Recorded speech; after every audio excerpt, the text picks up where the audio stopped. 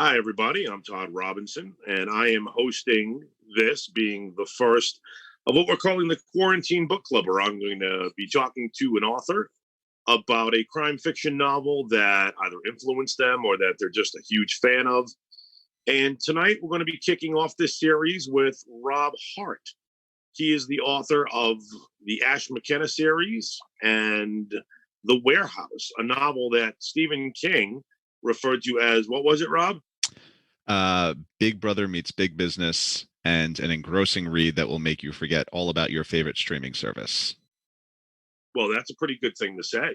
It was not bad, and the crazy thing about it was that he actually no one sent it to him. I think he just picked it up and read Yeah. it and then tweeted about it, and then a mutual friend of ours, Jordan Harper, he texted me. He's like, get on Twitter, get on Twitter. I'm like, what did I do? What did I do this time? And then I go on Twitter and I'm like, oh no, this is actually a good thing. Yeah, Jordan Harper, author of She Read Shotgun, will be doing our second installment of this next week. Oh, good. And I know this is the first installment, so we are going to have to make some notes along the way. You did not mention the books that you wrote. I did not. You did not. The Hard Bounce and Rough Trade, which are two of my favorite crime novels, and you should absolutely pick them up. They would be great quarantine reading. Of Of which which Stephen King once did said, not read. He said, "I don't know you. Please stop emailing me. I'm contacting the authorities if you do again." So I'm going to take that for what it's worth. Exactly. Thank you for replying, Mr. King. Yes. I take that as a success. Yeah. So the book that we're discussing tonight, based upon Rob's recommendation, Rob has been talking about this book to me for a very long time, and it is appropriate. It is called The Last Policeman by Ben E. Winters. And it is the story of a murder investigation from a very young police detective by the name of Hank Palace, who is investigating what appears to be a suicide, but he does not feel it is. Now, Rob, do you want to talk about what makes this book specifically so unique, not only unto itself, but the genre? Yeah. So basically, this investigation is happening at a time that the world is about to end. There's an asteroid hurling toward the planet, and everyone's going to die soon. So the other police officers that he works with are kind of like, what is the point of this? Like, why do we need to investigate this? We're all going to be dead soon. And that right there it was just this great big idea hook of like, yeah, if the world was ending, why would anyone care about there are so many things that would have to sort of just fall to the wayside, just suddenly be not important. And so for this one cop to feel like, no, this is wrong. I know this is wrong. I know there's something deeper here, and to have that compulsion to investigate it. I thought it sort of reframed the whole sort of concept of investigative crime fiction, because it's really underscoring why people do it and why they want to solve crimes. And what I thought to be really unique about even its own particular premise is a lot of these books that deal with either a future dystopia or a world around you that's changing, they really tend to have something to say societally or point a finger at somebody. Your book takes a look at big business and its possible outcome as far as where it's going to turn next and impact our social structures. Yeah. Some books talk about the environment being where this is just this. There's nothing to blame. There's no one. There's nothing to look at. There is no greater picture to look at as something that this apocalypse could have been avoided if only. It doesn't serve as a warning. It's just, here we go. We're all going to die. Yeah. Yeah. And yeah, it's not a polemic. It's not a satire. It's sort of like, one of the things that I really liked about it was that I was sort of blown away by the way that Ben was able to sort of weave in what felt like very realistic research and societal collapse in a way like really basic stuff. I think at what, and I don't remember if this was in The Last Policeman. There are two other books in the trilogy, but water and electricity stop working just because the people who work at those places stop showing up to work because they're like, whatever, we're gonna die. So it's like that this did not happen in The Last Policeman. Okay, yeah. So then that must have been one of the details that he does get into is how cell service is the first thing to go and starts to get spotty because no one cares to repair the towers if they catch fire or fall over. Yeah. And which is kind of a yeah, little thing, but yeah, but it's also it's such a smart way to sort of develop this world and show you what it would look like, because I think that I'm sort of like really bored with like the Walking Dead scenario that like immediately shit hits the fan and people start eating each other. Like I don't even really believe that to be the case. It's much more interesting to me to watch something that feels a little bit more realistic and feels like it's kind of following a path of some kind. And yeah, and Ben was really good at that, and also really good at what I like to think of as like the A to Z of crime fiction, where like you start with the A, like the inciting incident, the crime, and then Z is the resolution. And some authors are not always great. Like they skip letters, it'll go from like A to E to F to H to Q to Z. Um, Whereas it really felt like Ben was doing A, B, C, D, E, F, G. Like you felt like you were following an investigation and the parts of an investigation in a way that felt organic, rather than just, oh, this character needs to know this thing about something, so I guess I'll just have like some random other person come and deliver them that information, you know? yeah. Where instead of immediate and recognizable elements being a hamper to the investigation, it's the collapse of society at large that winds up being what gets in his way sometimes of getting the information he needs to solve a crime that a lot of people don't think is a crime in the first place. Yeah, yeah. Which I think it's fair to say at this point that there's definitely something deeper there without giving too much away. But Yeah. Well, I yeah. felt that it shared a certain amount of beautiful DNA with David Peace's novel Tokyo Year One. Have you read that book, Rob? No, you have been telling me to read it forever, and I'm going to. I have it, but I just haven't gotten Oh to it no, yet. it's okay that you have it. I just didn't know if Yeah. you read it yet or not. Where that book, instead of looking forward, it takes place on the day of the Japanese surrender in World War II, and it is based on some true events that had happened at that time. But you have a police detective who is investigating the murder of a girl in the park, and Tokyo has been firebombed. They have no infrastructure, and again, the same attitude of like, why do you care? Look at all of the dead around us. Look at Hiroshima. Look at Nagasaki. And I think the beautiful message of both of these books in that shared DNA is, why do you care? And the answer is, someone has to. Yeah. Yeah, Somebody exactly. has to care. Yeah. And I think especially, given the current state of the world, it's very easy to feel uncomfortable with authority figures. Yeah. Especially cops. Like I actually like am not, I'm not even interested in writing cops because I feel like it's just hard.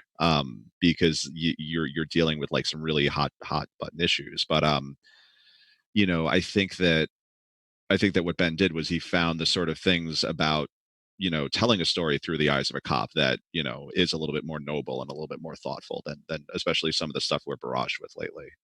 And I think part of that has to do with the fact that he is such a young detective. Yeah. There is a flavor of naivete in there. He's not world weary yet on the job because, as he says in the book, a lot of the older officers have taken early retirement. So they bumped him up, this 27-year-old, to be a detective in a major city. Yeah. Yeah, which, again is something that's always been fascinating to me because like one of the reasons that I started writing the Ash McKenna novels, which it's a PI series, and there's 5 books, is like I wanted to write about a PI, or like a kid who was one day going to be a PI, but didn't really know it yet. He kind of did the job but didn't really call himself that. Because I always feel like you find these characters at the point in their life where they're completely jaded and completely grizzled, and they've seen everything, and and there's nothing wrong with that. There's a place for those stories, but I'm slightly more drawn to this idea of what turns a person into that, like what brings Yeah. them to that place. And that's their arc. Yeah. You're giving them the arc that a lot of writers tend to start at. Yeah, exactly. Yeah, it's like doing the origin story. And again, there is something that there are things that are fun to play with there, because you're getting someone who isn't already rigidly moral about things and hasn't already figured out the way the world works. So you get to kind of watch them build their moral compass, their moral pathway, Yeah, and or that's even the just cliche of the burned out cop, the burned out detective who needs to find their way back to their moral compass. yeah. Yeah, exactly. They're So they're still in possession of it at odds with the world around them. yeah. Yeah, it's always that's kind of the thing that I'm always kind of looking for is like reframing things. And that's what I thought this book did on a couple of levels, which was reframing, the idea of the detective, reframing, the circumstances against which you'd be investigating a crime, and just like playing with all these different ideas. And it's definitely one of the books that made me want to sort of push outside my wheelhouse a little, Yeah. because I mean, I've gotten in very long discussions with people about what genre The Warehouse is, and I feel like there are like 100 good answers. But to me, it's still kind of a crime novel because it's about corporate crime, and but it's still sort of like a high concept, like big idea, just one large retailer that is not Amazon takes over the economy, and Yeah, because completely. that's not a hot button issue. No, not at all. But No, not at all. I like this idea of sort of like some sort of like kind of hook there that Yeah. kind of deepens the story a little bit. And so like, But it's a hot button that you like to press, and that's oh really where yeah, you're going to find your passion to write the thing you want to write. yeah, because you know what it was is like I loved writing the Ash books, but I just like after that, like it felt really good writing them, but I just wanted to like dream a little bigger. I just wanted to try something that felt like more of a swing. And this was definitely one of the books that encouraged me to do that, because it was like, anyone can write a murder investigation, but then to have to like couch it in this world of societal collapse, but then have to sort of build that world in a way that makes sense. I think I remember from the back of the book, like he talked to economists to like find out like how the global economy would be affected by this. Like he did a lot of really in-depth research, and I'm a nerd for that stuff. Like I wish I had the kind of dedication to research now. Like I wish I had that in college. Yeah. Maybe I would have gotten better grades. I wish I ever had it. Oh, we'll ever have it. I Yeah. just won't. I just go straight at it because you look at this idea and what he's presented with you, which is still telling a very roots level crime fiction detective story, but just letting the world around it move the story as much as the characters do. And Yeah. that's a fascinating thing to do, to the point that I'm considering for my third novel in the series, uh, just have the world be full of very large snakes The third Boo and Junior book. Yeah, you don't really have to. You don't have to really worry. Look up much. Just big ass snakes I everywhere. will I will fund that. I It kind will of does its own thing. It I will writes literally itself. pay you. I will pay you in advance. I won't publish it, but I will be your patron on this. Oh, the number of things you've offered to pay me to do, Rob, is just getting bigger and bigger. Yeah, I know, but you also do some of them, so it all works That's out. true. Yeah. I am a very cheap date. um yeah, I guess the only thing that I do feel bad about is when so obviously we were talking back and forth on what book to pick, and I'd been recommending this book for years, and you were like, oh well, how about The Last Policeman, because you keep on talking about that one.